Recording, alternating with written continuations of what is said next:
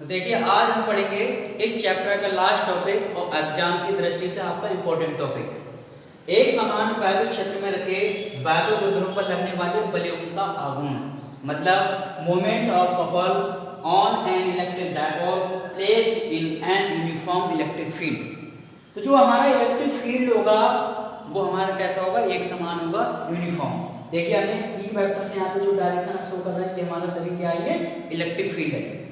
अब इस uniform electric field में हम क्या करते हैं, एक इलेक्ट्रिक डायपोल रखते हैं। इलेक्ट्रिक डायपोल से आप परिचित हैं। इलेक्ट्रिक डायपोल हमारा एक ही है जिसके ए सिरे पर -2 चार्ज है, बी सिरे पर आपका कौन सा चार्ज है, +2 चार्ज, और दोनों चार्जेस के बीच की जो अल्प दूरी है वो आपकी कितनी है, 12। अब इस इलेक्ट्रिक डायपोल को हमने क्या करा है, इस यूनिफॉर्म इलेक्ट्रिक फील्ड में रखा है। अब जैसे हम यूनिफॉर्म इलेक्ट्रिक फील्ड में इलेक्ट्रिक डायपोल को रखते हैं तो आपको पता है इन पे चार्जेस कैसे हैं, अपोजिट है, इस पे प्लस का है, इस पे क्या है, माइनस का। अब जैसे इसको हम यूनिफॉर्म इलेक्ट्रिक फील्ड में रखेंगे, इन चार्जेस पर क्या लगेगा, फोर्स लगेगा। चार्जेस पर फोर्स भी लगने की कंडीशन है, जो हमारा प्लस वाले सिरे का जो आपका फोर्स लगेगा वो हमेशा इलेक्ट्रिक फील्ड की कहाँ लगता है, डायरेक्शन में लगता है। ये आपको ध्यान रखना है। +2 चार्ज के कारण जो फोर्स लगता है वो हमेशा इलेक्ट्रिक फील्ड की डायरेक्शन लगता है, ये इलेक्ट्रिक फील्ड की डायरेक्शन है। इसके बाद -2 के कारण जो आपका फोर्स लगता है वो हमेशा लगता है इलेक्ट्रिक फील्ड की अपोजिट डायरेक्शन में। देखिए इसकी डायरेक्शन अपोजिट है इलेक्ट्रिक फील्ड की, और इसकी जो डायरेक्शन है वो आपकी किसकी है, इलेक्ट्रिक फील्ड की डायरेक्शन है। इसके बाद ये दोनों फोर्स, कहने का मतलब है इनके जो परमाणु वो आपस में वो तो आपके कैसे हैं, बराबर है, मतलब इनकी डायरेक्शन है वो आपकी कैसी है, अपोजिट। अपोजिट डायरेक्शन के कारण ये क्या बनाते हैं, कपल बनाते हैं, ये क्या बनाते हैं, बलयून बनाते हैं, ठीक है। अब ये कपल या बलयून बनाते हैं। अब ये वाला जो फोर्स आपको दिखाई दे रहा है, प्लस पे लगने वाला जो आपका फोर्स है वो क्या करता है, इसको अपनी तरफ खींचने का प्रयास करता है, और ये वाला जो आपका जो फोर्स लग रहा है माइनस के ऊपर, ये अपनी तरफ क्या करता है, खींचने का प्रयास करता है। ये दोनों फोर्स इलेक्ट्रिक डायपोल को घुमाकर इलेक्ट्रिक फील्ड की डायरेक्शन में लाने का क्या करते हैं, प्रयास करते हैं। उसी को हम क्या बोलते हैं, वॉल्यूम का आघूर्ण, मोमेंट ऑफ कपल, या शॉर्ट में कर सकते हैं टार्क्यू, ठीक है। वो टार्क्यू यहाँ पर हमको क्या करना है, फाइंड करना है। तो सबसे पहले आपको थ्योरी में क्या लिखना है, सबसे पहले आप लिखेंगे हमारे पास एक यूनिफॉर्म एक समान इलेक्ट्रिक फील्ड है ई वेक्टर, जिसमें हमारा एक इलेक्ट्रिक डायपोल रखा है AB, जिसके ए सिरे पर -2 चार्ज है, बी सिरे पर आपका कौन सा चार्ज है, +2। दोनों चार्जेस के बीच की दूरी आपकी कितनी है, 12, और +2 पर लगने वाला जो फोर्स है वो आपके इलेक्ट्रिक फील्ड की कहाँ है, डायरेक्शन में। ये हमें कंडीशन पता होनी चाहिए। इसके बाद माइनस के ऊपर जो आपका फोर्स लगता है वो इलेक्ट्रिक फील्ड की कहाँ लगता है, अपोजिट डायरेक्शन में। इनकी डायरेक्शन अपोजिट होने के कारण ये एक दूसरे से मिलकर क्या बनाते हैं, एक कपल बनाते हैं, एक बलयून बनाते हैं, और इस कपल या बलून के कारण ये वाला जो फोर्स होता है ये अपनी तरफ खींचने का प्रयास करता है, और ये वाला जो फोर्स होता है वो अपनी तरफ खींचने का क्या करता है, प्रयास करता है। और ये दोनों फोर्स आपस में मिलकर इलेक्ट्रिक डायपोल को इलेक्ट्रिक फील्ड की डायरेक्शन में लाने का क्या करते हैं, प्रयास करते हैं। उसी को हम क्या बोलते हैं, बलून का आघूर्ण, मोमेंट ऑफ कपल, और शॉर्ट में हम कह सकते हैं इसको टार्क्यू। वो टार्क्यू हमको यहाँ पे क्या करना है, फाइंड करना है, मोमेंट ऑफ कपल वो हमको यहाँ पे निकालना है। तो मोमेंट ऑफ कपल निकालने के लिए सबसे पहले हम क्या करेंगे, इस पे कि जो आपको मोमेंट ऑफ कपल बल आघूर्ण के बारे में आप पढ़ चुके हैं। फर्स्ट ईयर में आपको पढ़ा था बल आघूर्ण बराबर हमारा क्या होता है, टो बराबर होता है F × R। F हमारा क्या होता है, बल होता है, R क्या होती है, बल की लंबवत दूरी।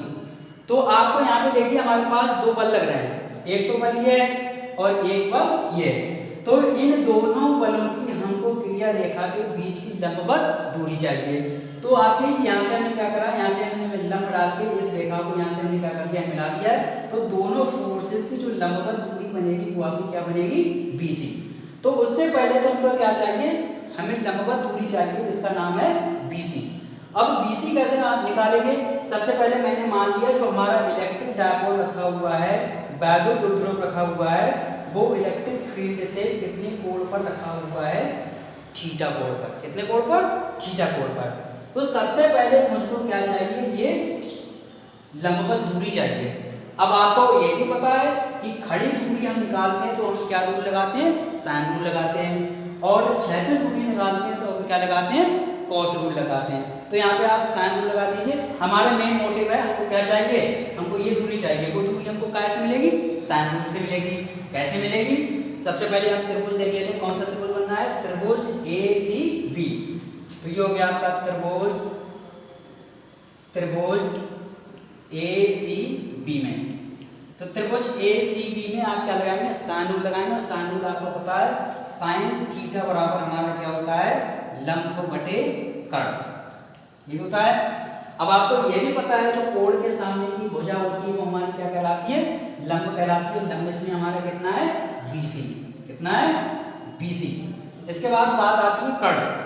कर्ण क्या होती है, त्रिभुज की सबसे बड़ी भुजा वो हमारी कर्ण कहलाती है। तो सबसे बड़ी भुजा हमारी क्या बन रही है, ये वाली बन रही है, कौन सी है, AB। तो ये हो गया हमारा AB। ठीक है।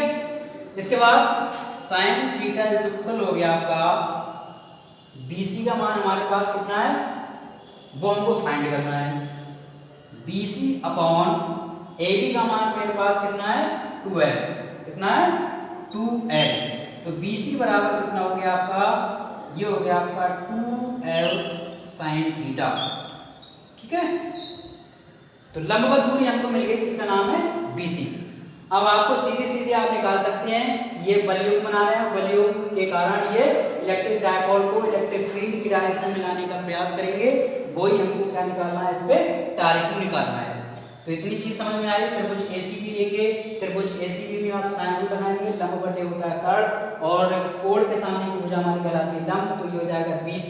कर्ण हमारी सबसे बड़ी भुजा हो जाएगी, वो आपको कितनी हो जाएगी, AB।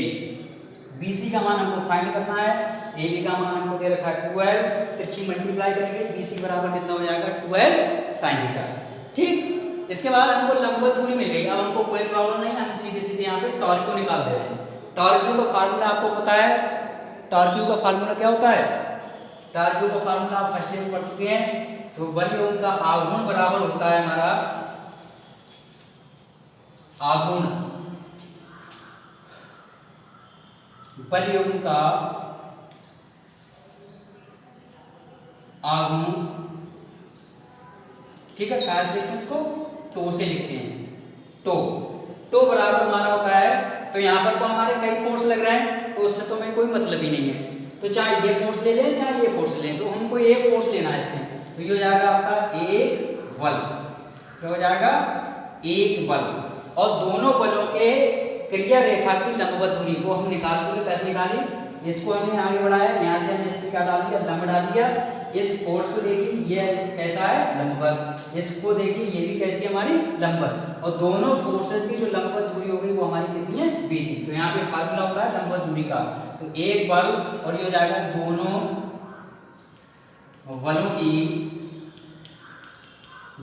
बलों की क्रिया रेखा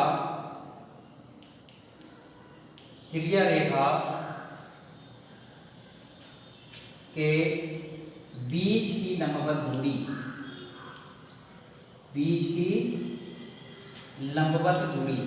ठीक है। यही फार्मूला आपने पढ़ा है फर्स्ट ईयर में। ठीक है। तो यहाँ पे क्या बन जाएगा, टो बराबर हो जाएगा हमारा एक बल। ठीक है, बल चाहे ये ले लो चाहे ये ले लो, परमाणु के कैसे हैं, बराबर। तो ये हो जाएगा आपका F। ठीक है। इसके बाद दोनों बलों की क्रिया रेखा के बीच की लंबवत दूरी को हम फाइंड कर चुके हैं, कितनी हमारी, यहाँ पर है BC। और BC का मान हमने अभी निकाला था, कितना आया था, ये हो जाएगा आपका टो बराबर हो जाएगा F इंटू BC का मान हमने कितना निकाला था, 2L sin थीटा। ठीक है, इतनी चीज हमको पता लग गई। इसके बाद अब आपको क्या करना है इसमें, अब इसको थोड़ा सा सॉल्व करना है। सॉल्व क्या करना है, ये तो आपको पता ही है कि बाह्य क्षेत्र की तीव्रता का फार्मूला आपने पढ़ा था। बाह्य क्षेत्र की तीव्रता का फार्मूला हमारा क्या होता है, E बराबर F अपॉन क्या होता है, Q नॉट। आपने पढ़ा था Q नॉट। तो Q नॉट तो हमारे पास है नहीं, हमारे पास परिमाण चल रहा है क्या, Q। तो E बराबर हो जाएगा F अपॉन Q। तो हमको यहाँ से क्या निकालना है, यहाँ पे F का मान निकालेंगे। F का मान निकालेंगे, क्या मिलेगा आपको, F बराबर हो जाएगा आपका Q इंटू E। ठीक है, Q इंटू E। क्योंकि ई बराबर हमारा होता है एफ अपॉन क्यू, एफ का मान निकालने तिरछी गुणा करेंगे तो एफ बराबर हमारा कितना हो जाएगा क्यू ई। अब ये एफ बराबर क्यू ई आप इसमें रख दीजिए, क्या बनेगा 2 बराबर हो जाएगा आपका एफ का मान क्यू ई, ठीक है। और ये तो हमारा चल रहा है कितना 2l sin थीटा, ठीक है। इतना करने के बाद में आप क्या करेंगे, चूंकि आप क्या पढ़ रहे हैं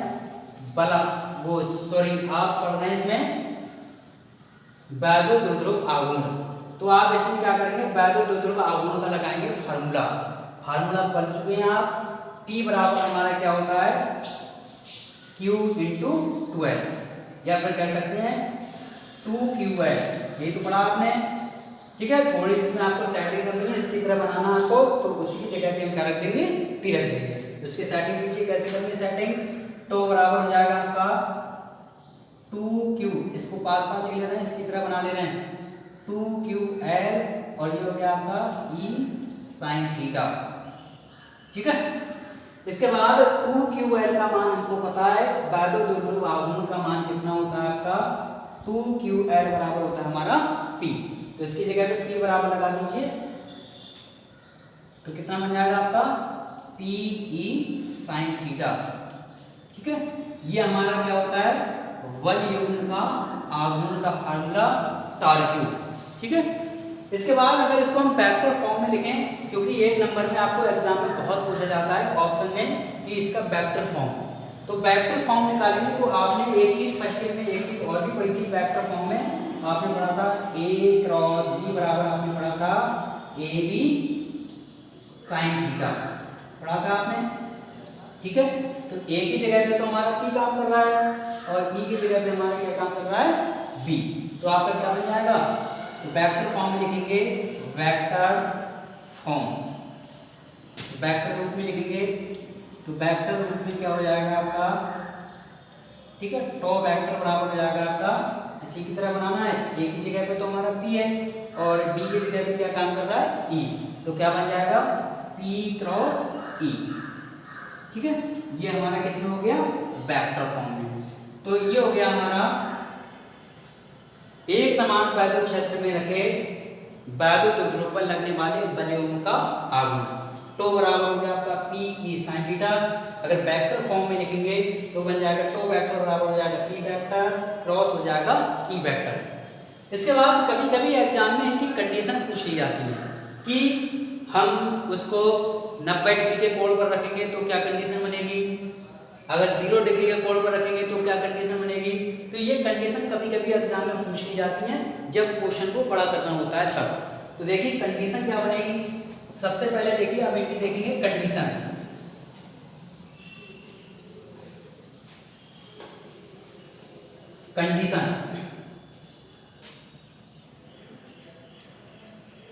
कंडीशंस देखिए कंडीशंस क्या बनेगी। सबसे पहले पॉइंट की बात करते हैं, अब आपको यहाँ पे दिखाई देता होगा जो हमारा इलेक्ट्रिक डायपोल रखा हुआ है वो इलेक्ट्रिक फील्ड के कितने एंगल पर रखा हुआ है, थीटा एंगल पे। यदि मैं क्या करूँ, यदि जो आपका इलेक्ट्रिक डायपोल दिखाई दे रहा है बिल्कुल मैं इलेक्ट्रिक फील्ड की दिशा में ही रख दूँ, जब इलेक्ट्रिक फील्ड को बिल्कुल ऐसे रख दूंगा इसकी दिशा में तो जो एंगल का मान हो जाएगा वो कितना हो जाएगा, 0 हो जाएगा। यदि हमारा इलेक्ट्रिक फील्ड की डायरेक्शन में इलेक्ट्रिक डायपोल रखा है तो एंगल का मान कितना हो जाएगा हमारा, 0 हो जाएगा। तो थीटा बराबर हो गया आपका 0। तो जो हमने टो बराबर PE sin थीटा लगाया है तो इसमें आप थीटा का मान लगा दीजिए, क्या बन जाएगा आपका, टो बराबर हो जाएगा आपका PE और ये हो जाएगा आपका sin 0, ठीक है। अब आपको पता है sin 0 का मान कितना होता है, 0 होता है, पता नहीं होता है, आप पढ़ चुके हो। तो sin 0 का मान होता है हमारा 0, तो sin 0 का मान लगा दिए 0, तो पूरा मामला हमारा क्या बन जाएगा 0। तो PE इंटू 0, तो टो बराबर हो जाएगा आपका 0। तो यहाँ से स्पष्ट होता है यदि हम इलेक्ट्रिक डायपोल को इलेक्ट्रिक फील्ड की डायरेक्शन में रख देते हैं तो उस पर लगने वाले वलयों का आघूर्ण कितना होगा, 0। कह सकता हूं कि अगर वैद्युत द्विध्रुव वैद्युत क्षेत्र की दिशा में रखा हुआ है तो उस पर कोई भी वलयों का आघूर्ण कार्य नहीं करेगा। इतनी चीज क्लियर, ये पहली कंडीशन हो गई। अब बात करते हैं दूसरी कंडीशन। दूसरी कंडीशन हमारी यहाँ पर क्या बन सकती है? दूसरी कंडीशन बन सकती है यदि मैं इलेक्ट्रिक डायपोल को क्या करूं, बिल्कुल सीधा खड़ा कर दूं। अगर इस इलेक्ट्रिक डायपोल को इलेक्ट्रिक फील्ड में बिल्कुल सीधा कर देंगे तो जो एंगल का मान हो जाएगा वो कितना हो जाएगा? 90 डिग्री। कितना हो जाएगा? 90। तो यहाँ पे थीटा बराबर मैं कितना लगा सकता हूँ? 90। तो ये हो गया आपका थीटा बराबर 90 डिग्री। अब फिर से कोई फार्मूला लगा दीजिए। टो बराबर हमारा क्या होता है? P E sine theta. तो साइन 90 यहाँ पे लगा दो और साइन 90 का मान कितना होता है हमारा?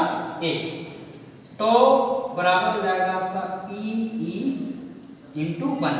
अगली कंडीशन, अगर हम इस इलेक्ट्रिक डायपोल को इलेक्ट्रिक फील्ड की बिल्कुल सीधा खड़ा करते हैं, लंबवत खड़ा करते हैं, तो जो हमारा वॉल्यूम का आघूर्ण होता है वो हमारा कहलाता है अधिकतम बल आघूर्ण। तो यहाँ पे हो जाएगा टो मैक्स।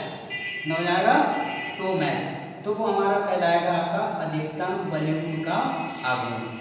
ठीक है, तो यहाँ पे बन जाएगा टो मैक्स बराबर हो जाएगा आपका, ये हो गया आपका पीई। ठीक है, ये हो गया आपका क्वेश्चन। तो करने का मतलब अगर क्वेश्चन को बड़ा करना होगा तो ये आपको कंडीशन भी देगा कि कंडीशन बताइए। कंडीशन कह के भी देगा, ये भी कह देगा अगर वो इलेक्ट्रिक फील्ड की डायरेक्शन में तब कंडीशन क्या बनेगी, और लंबवत खड़ा हुआ तब उसकी कंडीशन क्या बनेगी। तो जैसे स्थिति आपसे पूछी जाएगी वैसा आप सॉल्व करेंगे। और ये इस चैप्टर का आपका ये लास्ट डेरिवेशन था। लगभग इसमें आपके लगभग 4 डेरिवेशन हो गए। ठीक है, कौन कौन से हो गए? एक तो हमारा हो गया आपका intensity of electric field due to a point charge, बिंदु आवेश के कारण विद्युत क्षेत्र की तीव्रता हो गई, और इलेक्ट्रिक डायपोल की एक्सियल पोजीशन हो गई, और इलेक्ट्रिक डायपोल की इक्वेटोरियल पोजीशन हो गई, और ये आपका हो गया वॉल्यूम का आघूर्ण। ठीक है, तो ये चारों डेरिवेशन आप बहुत अच्छे से तैयार करें। इनमें से आपको लगभग 99% एक आध डेरिवेशन आपको मिल जाएगा। पिछली बार एक डेरिवेशन इनमें से आ भी चुका है। ठीक है, तो इनको बहुत